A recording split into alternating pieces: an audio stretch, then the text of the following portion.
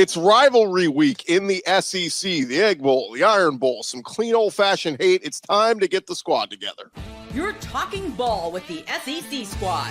From Alabama to Tennessee, from Georgia to Oklahoma, from Auburn to Texas, it's the local experts of the Locked On Podcast Network bringing you scoops, breakdowns, and the most comprehensive preview of the upcoming SEC weekend.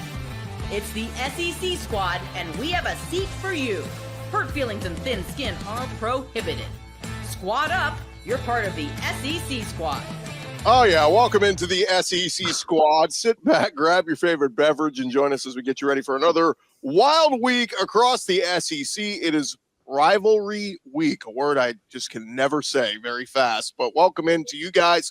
Welcome into our panel. It's the end of the regular season. Some folks will not play any more games after this, but we're the SEC, and by damn it, we got a lot of bowl-eligible teams. Let's welcome in our panel.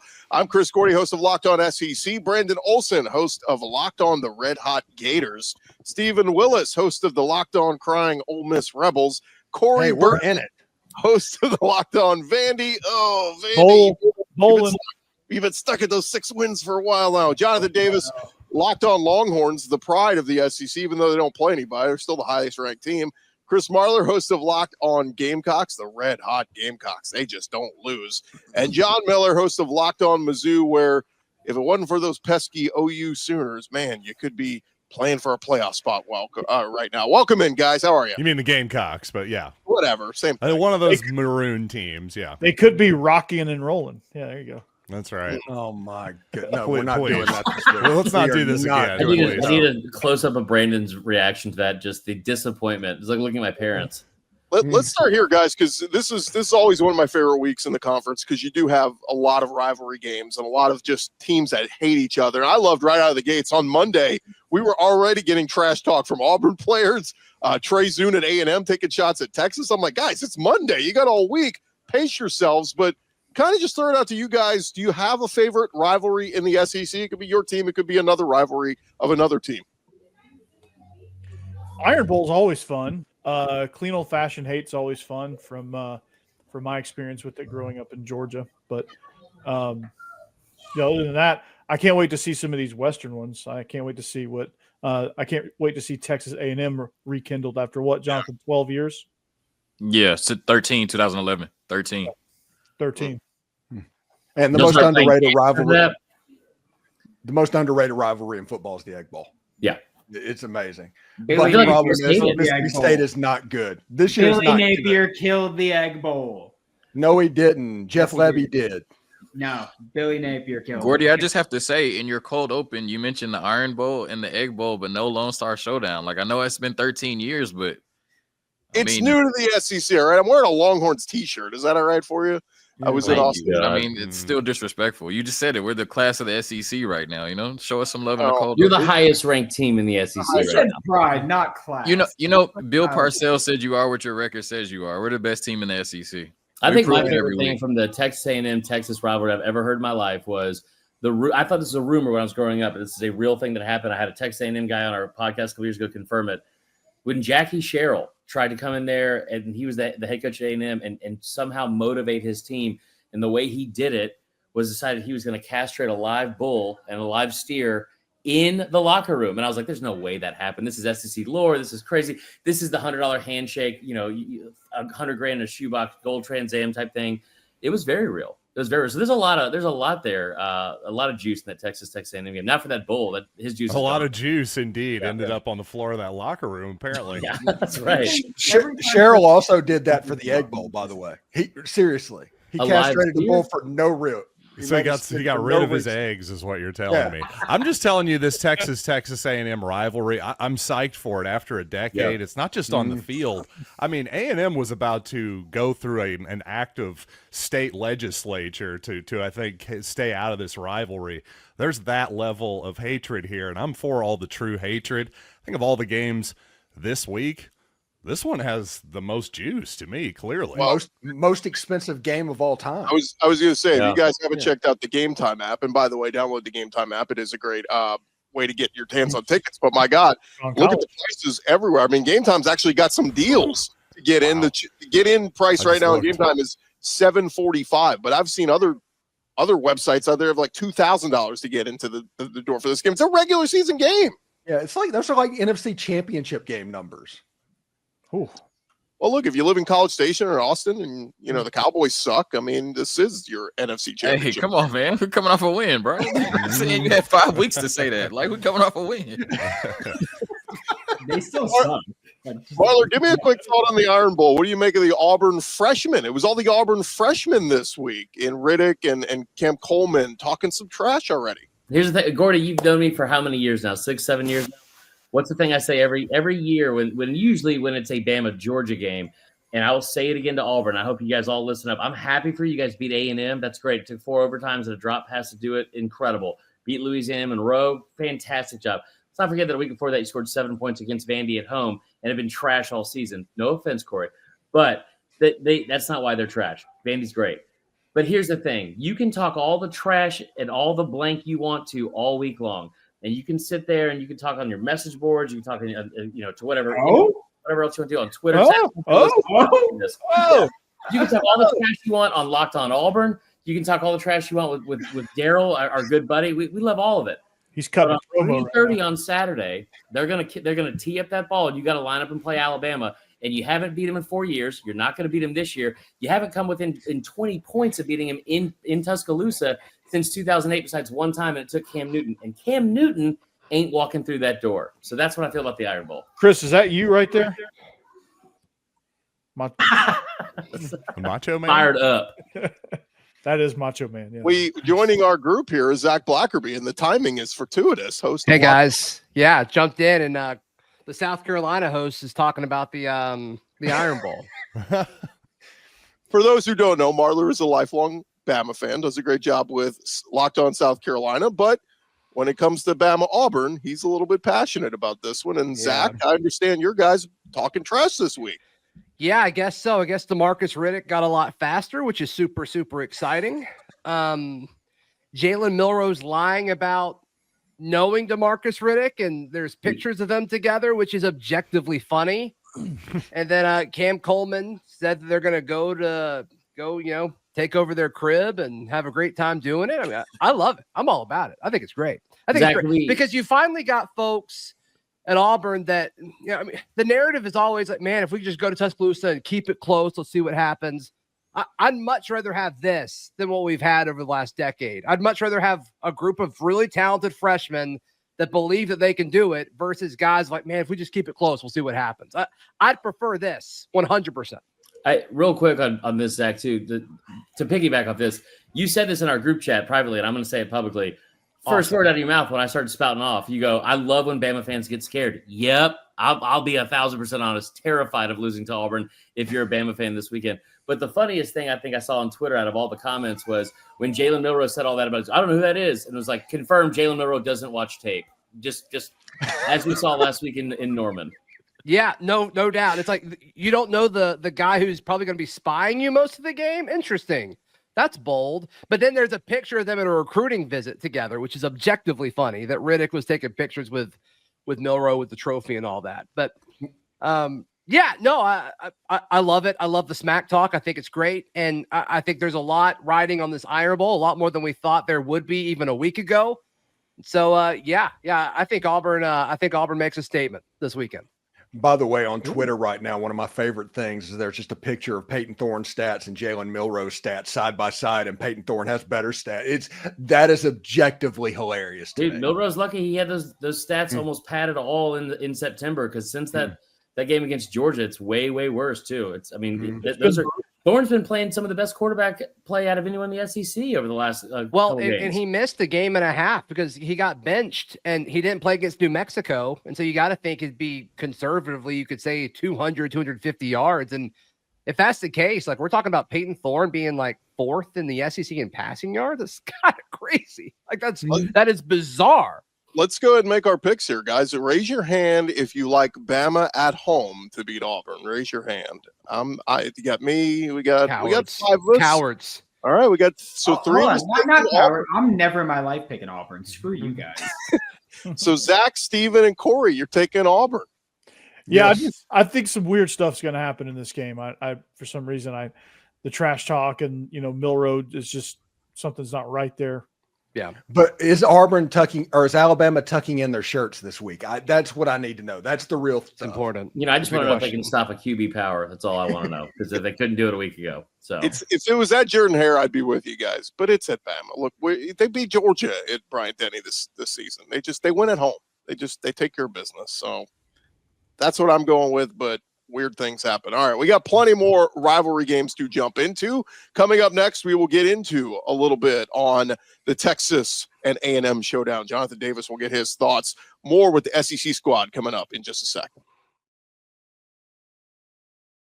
Back to the squad in just a second, but want to remind you guys about our friends over at FanDuel, and you can get ready to tackle all the NFL action this weekend or college action as well with FanDuel, America's #1 sports book, because right now, new customers can bet $5 and get $150 in bonus bets if you win. FanDuel Sportsbook app going to give you everything you need to place live bets on the NFL and college all in one place. So when you get a hunch in the middle of the game, you can check out the latest stats, view live play-by-play, and so much more on the same page where you place your bets. That's over at FanDuel.com. Go there to sign up and join today. You'll get started with that $150 in bonus bets if you win your first $5 bet. That's FanDuel.com. Never waste a hunch. Make every moment more with FanDuel, an official sportsbook partner of the NFL. And, of course, all those college games up there this weekend. Rivalry week in the SEC. They got all the great lines for you up there. If you have not used FanDuel before, what are you waiting for? This is the perfect time to sign up. Get in on time for Friday with the Egg Bowl. You can get in on that. Mississippi State's in about a 26.5-point favorite at home. Georgia's sitting close to a 19.5-point favorite at home against Georgia Tech. They got those lines up there for you at FanDuel.com. Check them out today. All right, welcome back in. We're going to dive deeper into some of our other teams playing this weekend, some of the big rivalry games. We welcome in Spencer McLaughlin from Locked On College Football. We say goodbye to Chris Gordy. Guys, that is not a fair trade. Let's talk. He's here. We don't welcome him. We're gonna find out. Not too late. Chris already welcomed me. No takesy backsies. Wait until you guys hear what they said about the SEC on the Big Ten squad. Wait until you hear. What did they say? Tell us. You hear. They were just going off about how the Big Ten is so great and the SEC is supposed to be so great. I don't get why they're supposed to be so great, but we have all the top teams here. That was Jacob Owens too saying that. Jacob Owens just got waxed by Ohio State. Spencer McLaughlin, they were all like, "Oh yeah, the Big Ten's so good." You haven't even heard what I had to say about the college football playoff rankings reaction yet. I don't care what you have to say. I don't care. You're team in a dead conference. That's fine. In a conference where anybody can beat anybody, doesn't that mean that's the better conference than the one? Oh my gosh! Welcome to the party, Chris. Yeah. Welcome to the party. Cannibalization is a sign of strength, not weakness. Oh boy, I love hearing that from the SEC crowd. That's rich. From Iowa on down to Purdue, it's all crap. There's a reason why CBS ratings suck, because those games suck and nobody wants to watch Minnesota. By the way, Kansas is beating every team at the top of the Big 12. Is it on? Is it? Does that mean it's the same? Is that what we're going for here? The Big 12 I'd be like if Vandy was Kansas beating is winning everybody games, in the SEC yes, that's an Gordy's indictment of your pissed I'm here conference for from a it. Missouri Screw fan. you, Thank you very Spencer. much. Yes, Missouri talking smack about who's really good in college football. I love hearing that too. Bring excuse me. I'm sorry. The SEC. You look at the 8th best teams in the ACC. You got Missouri and Ole Miss. Would you? Oh gosh, Missouri's terrifying. Hold on. Can I make my comparison? Michigan Those State. two, or would you rather have Minnesota and Michigan? I just watched Minnesota go toe-to-toe with a top 5 team in all of college football. Where's your love for the Gophers? Go toe-to-toe against Penn State. Oh, well, I thought the rankings were everything. That's what we're operating under the assumption of here, right? The last time Ole Miss played Penn State, they beat them by 4 touchdowns, and it wasn't that close. Is that what happened the last time Ole Miss played Florida? I forgot. Oh, but Florida's in the SEC. Dang. Florida I see. Florida would Right. beat Penn State by 2 touchdowns. Right. So here's how it works. Heads you win, tails I lose is basically how this works. The bottom of the SEC can beat the top of the SEC because the SEC is just so gosh darn incredible and amazing. But the bottom of the Big Ten or middle of it competes with the top of the Big Ten, or that happens in the Big 12, and it's, oh my gosh, you guys are so terrible. Why don't you learn how to football? Well, nobody would know because nobody watches the game. CBS's ratings are at a decade low because Give me your the Boise SEC State is Wyoming getting every triple header on ABC. Everybody's watching the SEC versus SEC because it's good football being played. No one's watching Michigan Or State. alternatively, those fan bases and brands have done a much better job establishing themselves as quality television products for the last 20 years. Just maybe. When they won like 16 national titles. Yes, well, I'm not Steven. I'm not denying that. I'm not denying that. But Chris will say, well, it's because no one's watching this year. Well, there's a lot of fathered-in viewership with college football, and the SEC has been better at that than anybody else because it has been the best conference. Money. That's why they the were Big betting on Ten's a lot of right on grandfathered Friday in night. viewership and from Yeah, the Big Ten, as the well. Big Ten's I mean, media they got the contract bigger is noticeably conference. worth a small amount of money. I believe it was $1 billion. Right, But but it's that worth a undercuts noticeable your amount of point. You were small talking about the exposure. old grandfathered in, fans. That kind of undercuts your point if the Big Ten has a bigger TV contract, doesn't it? Greg Sankey is handing. I think it depends. Greg Sankey is waiting on more money from Disney to go. You want us to go to 9 conference games? Pay us even more. It was a record deal that they just signed 2 years ago, and they No, want we all even know more. Sankey is waiting until they assure the SEC will get 8 teams into the 2014 playoffs. Well, how about you respect Well, then they'll the get super more into the football and stop semifinals. rewarding Indiana for playing a bunch of high schools? How about that? Maybe that will help. So That's why they right. play on And, Friday night.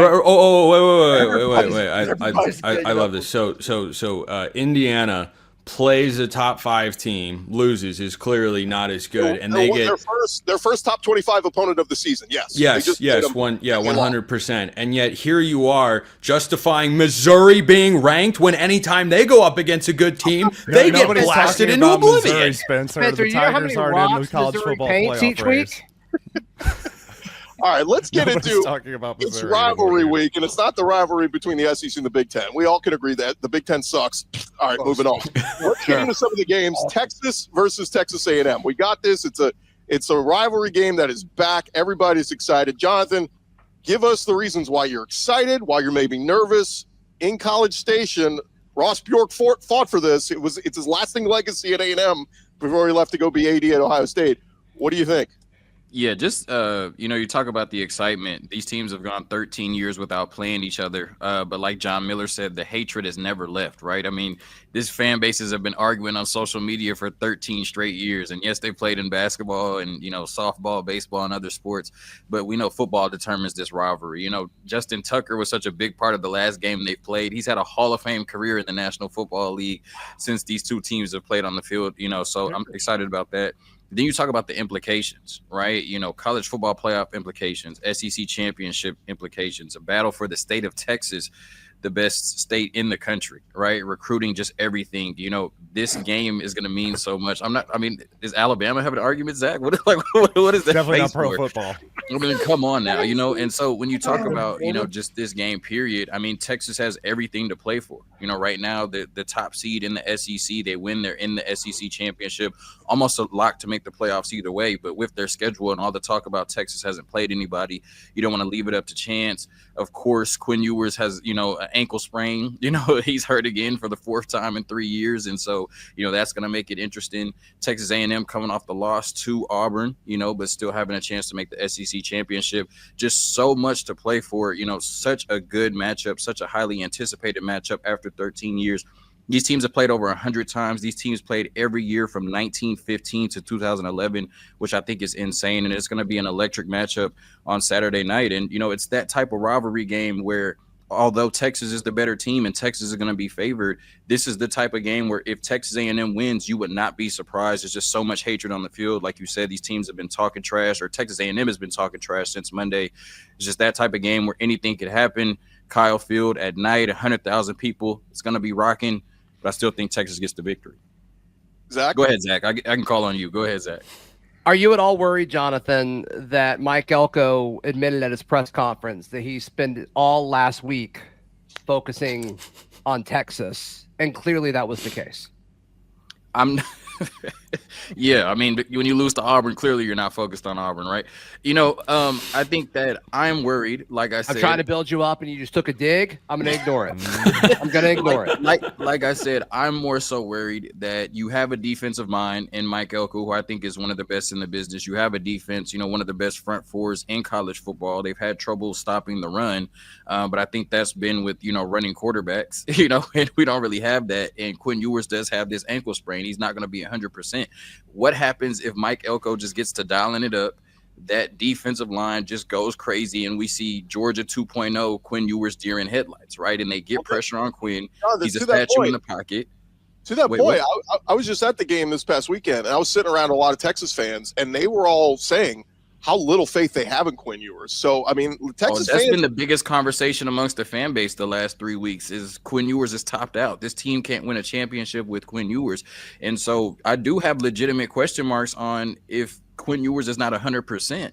And Texas A&M can get pressure on him, they can control this game. And, does Steve Sarkisian panic once again and go to Arch Manning? It's going to get very interesting on Saturday. This is not just a game where Texas can go in there and dominate. It's going to be really interesting. And like I said, without Quinn Ewers being 100%, I think this game could go either way. Does anybody think Vandy can beat Tennessee? Because I don't think it's a crazy notion. Hold on. I have my hand up. So right now we're going to I got to call on Brandon. I'm Gordy this segment. I'm Gordy. Yes, Brandon, go ahead. That was ridiculous to do. Very glad that I have the power to mute him. Jonathan, do you think that Texas can win a national championship with Quinn? Yes, I do think they can win a national championship with Quinn Ewers, but I think it's going to have to be on the backs of that elite defense. Texas has looked like the best defense in the country. They're coming off of a game where they ran the ball for 251 yards. I think that has to be the formula, right? Coming into the year, you said Quinn Ewers year 3, Heisman candidate. It just hasn't been that, right? And I think if you try to go out and throw the ball with Quinn Ewers 40 to 45 times, that's not the path to victory for Texas, right? I think you kind of got to Brock Purdy it, right? Play elite defense, run the ball really, really well, and then let Quinn Ewers make plays off of the play action. But if it's going to be the Quinn Ewers show, Texas can't win a championship that way. So win with him, not because of him. There you go. Wouldn't it be awesome, though? The Arch Manning legacy begins in this game. He leads them to a win in College Station. Like, wouldn't that just set up the next Heisman campaign for next year? That's all. I'll take a Texas win any way we can get it. I'm hoping. The thing is, if Arch Manning even gets in the game, then that means Quinn was horrible, right? You know what I mean? Or he just was his mild ankle sprain that he got an MRI on was so bad that he couldn't continue. So for Arch to even get in the game, it's going to have to look ugly at first, and I prefer that not happen.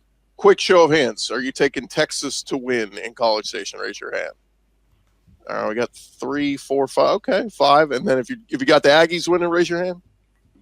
Me, Corey, and Steven. I have to stick with the Aggies because I picked them preseason. I said they were going to win this game no matter what their record was. So this has been their Super Bowl for a year. It literally is. For 12 years, 13 years, this has been their Super Bowl. They've been thinking nothing but about this game. And I think that affects them a little bit, and they're going to really put it in. The place is going to be nuts. I think it's a maroon on it, which that's a lot of ugly color in one place. My goodness, that much maroon should be illegal. But it's a situation. I just think Texas A&M, this is their Super Bowl. Yeah, I just think that, my faith comes from if there's one unit in the country that showed up for 11 straight weeks, it's this Texas defense. And, I'm just not sure that Marcel Reed can make enough plays in the passing game. I think they're going to, the Texas defense is going to show up, stop the run. They have had trouble, at times doing that this year. But I'm not sure Marcel Reed can make enough plays in the passing game to overcome one of the best passing defenses in the country. And that's why I think Texas gets the win. I think Steve Sarkisian just is going to be able to do a little bit more than Mike Elko, even though they're both, elite on their sides of the ball. And as Trey Zune said, he doesn't know who Anthony Hill is. Oh, yeah, he's okay. I'm like, all right, you really want to say that about the leading tackler for the Longhorns? We will see. All right, when we return here on the SEC Squad, yes, Spencer, we will get to Tennessee Vanderbilt. Yeah, but I won't be here to discuss, so I'll just say I think Tennessee's going to win, but Vandy's going to make it really, really hard. Corey, that is my olive branch that I'm extending to the Commodores. Okay. Don't take it. Squad right after this.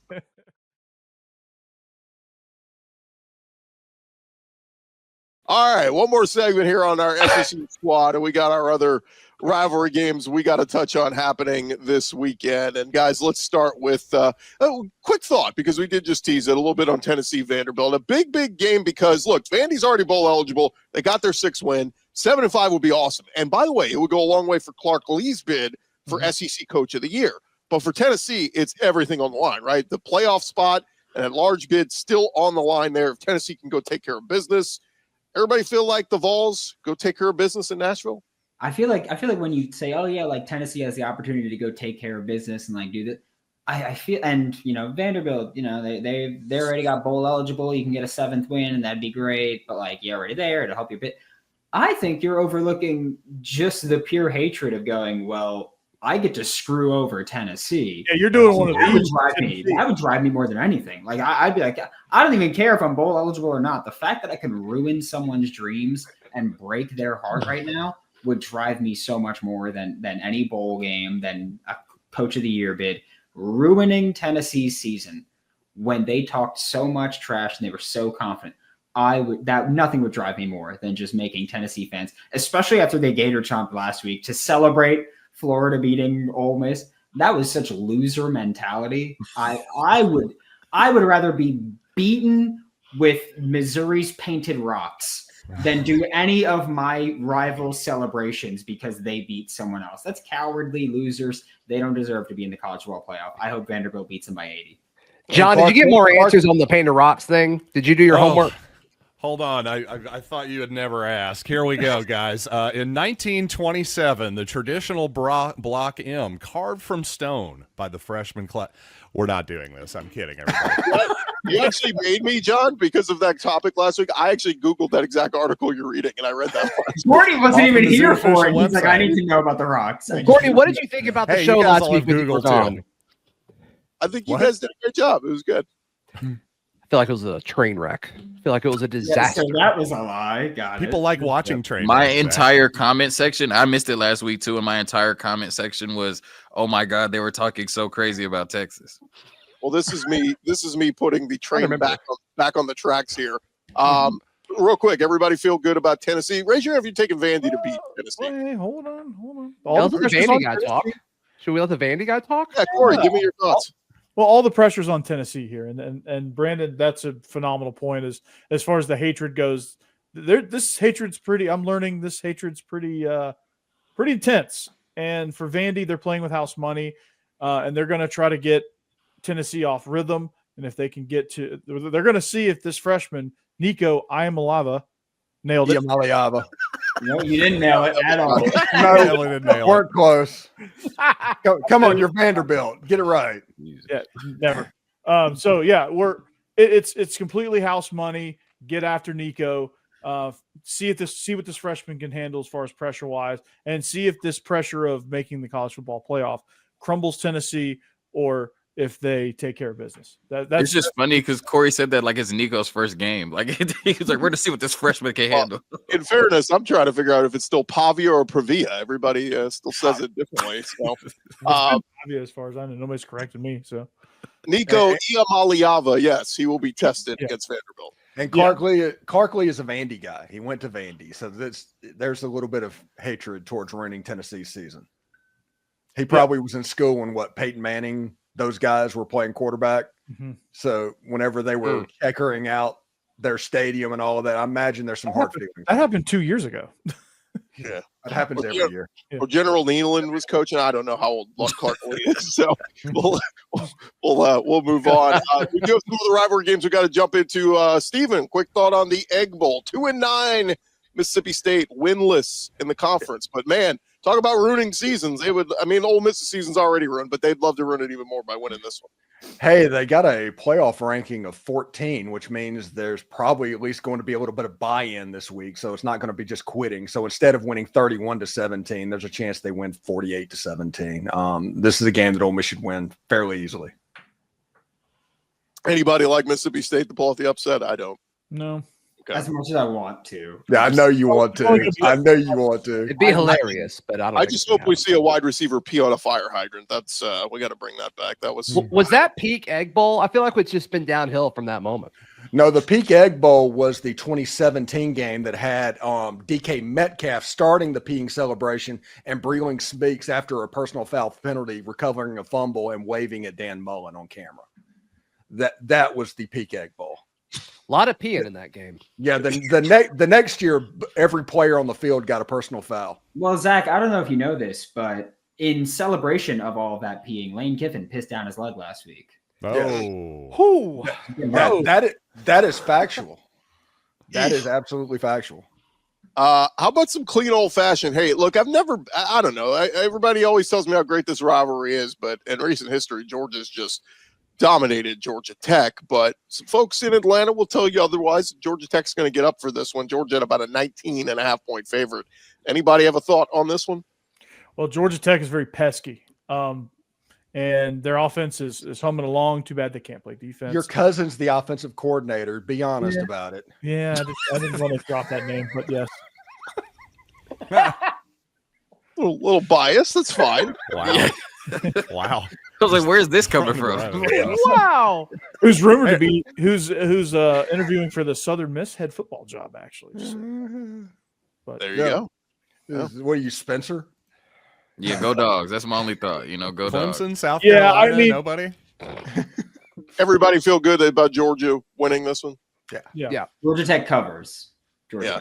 I mean, that would be an upset. Like, that would knock everybody saying, "Oh, Georgia, they're going to Atlanta and all this." Like, can you imagine if they lose? I mean, it really would screw over the SEC. So, it's a similar situation to what Tennessee's going through with Vandy. It's you're heavy favorites, you should win, and then they roll in, and Georgia Tech's not exactly a rollover. Hey, maybe Carson Beck throws a bunch of picks again. It's weird. Like, his eyes look that way, and so sometimes he just can't see the middle of the field, and he's just looking in all kinds of directions. So hopefully, rude. He throws more. That was mean. That was mean. That was good. It's supposed to be. Welcome to the SEC squad featuring Brandon Olson. That was mean. Thin skin is prohibited. Yeah, we got a few more. Thin skin. We're going to run through these as quick as we can. Oklahoma at LSU is interesting. LSU, all of you guys thought they were going to quit last week. They didn't. They showed up. They beat Vanderbilt. Finished strong. They can get an 8th win of the season, beat Oklahoma. Oklahoma coming off of their best win of the season, beating Alabama at home. So I really don't know what the hell to think of this game. I think it was those XFL uniforms LSU was wearing, personally. Scared Vanderbilt to death with those mustard yellow. I think even the XFL would reject those uniforms. Yeah. Blame Nike. Nike's the ones who do this. They're like, wait, LSU, you wear white jerseys at home and on the road? We can't sell. Everybody has a white jersey. We can't sell. We got to sell more jerseys. Let's come up with awful combinations to put in our stores. So, yeah, that was an all-time. Yeah, I'm going LSU. I'm going LSU. I'm going LSU Oklahoma's as well. won one road game all year. Zach, which one was it? Come on. I will say, though, Jackson Arnold running the football last week, what's LSU struggled with at times is your running quarterback. Does Oklahoma own Alabama and Auburn? Like the state of Alabama? Are they the state champs? Well, Diego Pavia owns it. Diego Pavia, too. Yeah. They have to take it from Diego. My two dads. Hey, Brent Venables was on the hot seat earlier this year. Now everybody is he saved his job. I love all these coaches. Billy Napier saving his job, Brandon. Great storylines all over the SEC. Clark Lee saving his job. Yeah, Clark Lee, absolutely. He deserves an extension and then some. He deserves coach of the year. Missouri's going to put Sam Pittman out of his misery on Saturday. That's my prediction. That's real quick. 4 more we got to get to. Arkansas, Mizzou, John Miller. Give me a thought. That's my thought. I just think Missouri owns this rivalry. I think Arkansas doesn't have much to play for, and I think Missouri's going to win it yet again against the Hogs. I mean, come on, John Neighbors didn't even bother to show up. What's that tell you? He's the most negative guy in the world. He can't even come to show up and pick the Hogs to lose. You know it's got to be bad. Yeah. Well, Bob Hogg is going to be looking for a new job. Come on. John's been so negative. I think he would agree with you. He'd be picking Mizzou in this one. Although, I don't know. It's really become a weird rivalry. Like, Mizzou fans talk mess to Arkansas fans. Like, this really has become a really fun rivalry between those two. Quick thought: Louisville, Kentucky. Kentucky's not bowl eligible. They're 4-7, and Cutter Boley going to get the start for Kentucky. Anybody taking Kentucky to win at home? The show's just gonna end with Gordy. Like, it's just, you know what I mean? So the show's just gonna end with Gordy. I'm trying to. We got a million games to get to. I just want to make sure we touch it all. It's gonna be too long to figure out who left. Until like 5 seconds ago to figure out. Oh, John Miller left. We should have saved Mizzou for last, probably. Yeah, I mean, I'm just gonna show some SEC pride and say Kentucky, right? Like, John Miller was legit like, okay, we talked about my game. I'm leaving right now. Yeah, I got to go paint those rocks. Until Louisville beats Kentucky, I have a hard time thinking it's going to happen. But Kentucky's not good, save a trip to Oxford, Mississippi earlier this year. But it's one of those things. I'm just not going to believe that Louisville can beat Mark Stoops until they do it.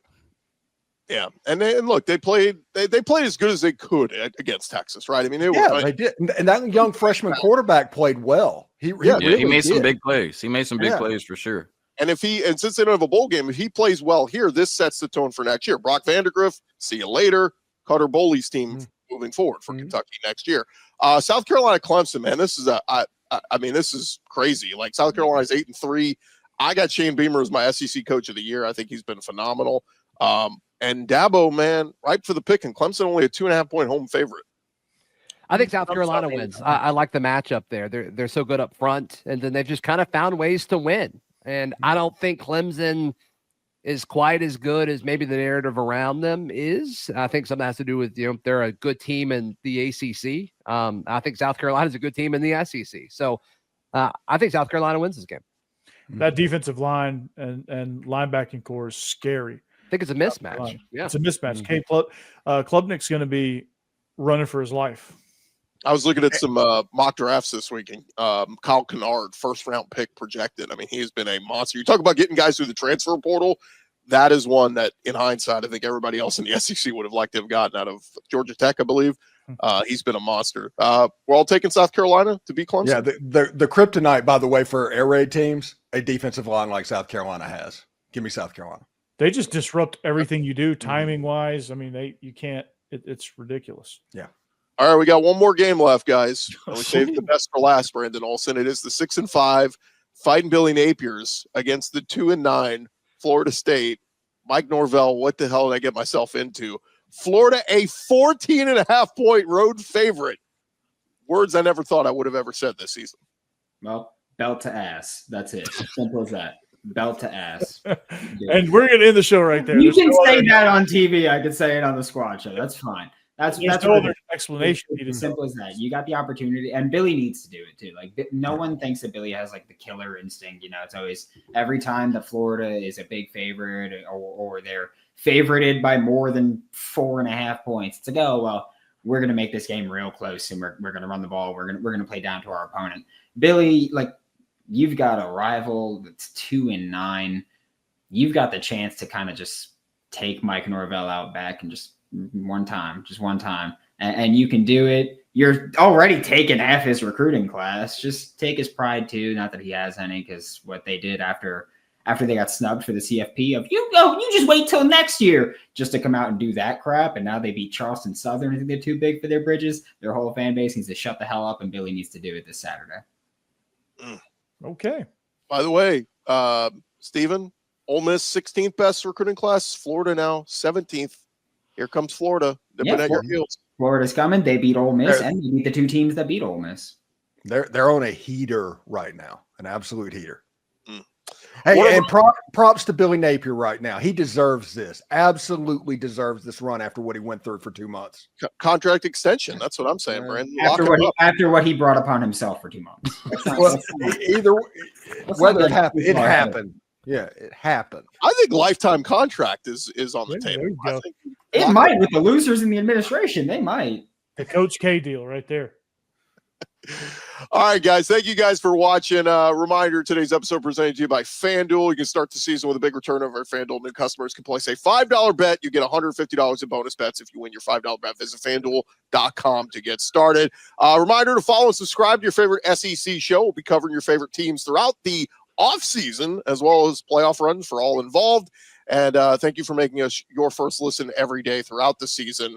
Part of Locked On Podcast Network, covering your team every day. There's an off-season? Off-season. It's time for basketball. What the hell is an off-season, Gordy? Come on. I know we're still recording.